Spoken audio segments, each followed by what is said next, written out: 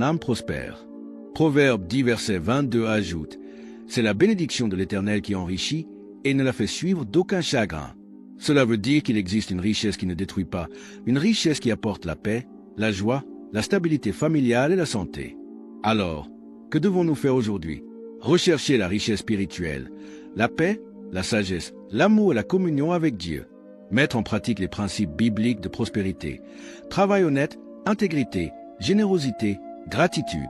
Garder un cœur reconnaissant. Ne jamais oublier que c'est Dieu qui donne le pouvoir de réussir. Mon défi pour vous aujourd'hui, commencez à voir la richesse non seulement comme l'argent dans votre compte, mais comme un état complet de prospérité divine. Une âme en paix, une famille en joie, un travail béni et un cœur en communion avec Dieu.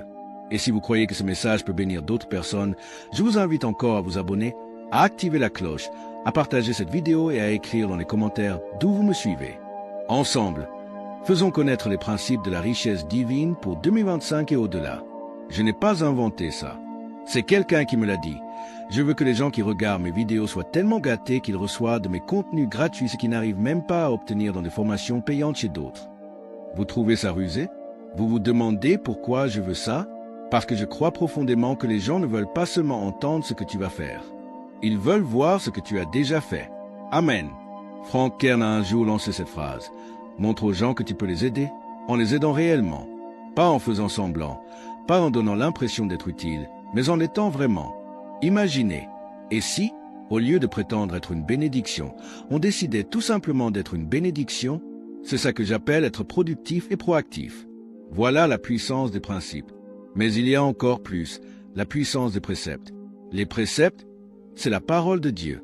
Et dans la parole, il y a des vérités sur la création de la richesse qui bouleversent complètement la manière de voir les choses. Pourquoi je crois que ça marche? Parce que la Bible le dit. Pourquoi je sais que ça marche? Parce que je l'ai vécu, exactement comme la Bible l'avait annoncé. Le premier précepte que j'ai découvert dans l'Écriture, et qui m'a libéré de cette culpabilité que beaucoup de chrétiens portent concernant l'argent, c'est que Dieu a mis la richesse sur la terre pour son peuple. Et je fais partie de ce peuple. Alors est-ce que Dieu veut que tout le monde soit riche? Pas forcément. Mais est-ce qu'il veut que moi je sois riche? J'en suis absolument convaincu.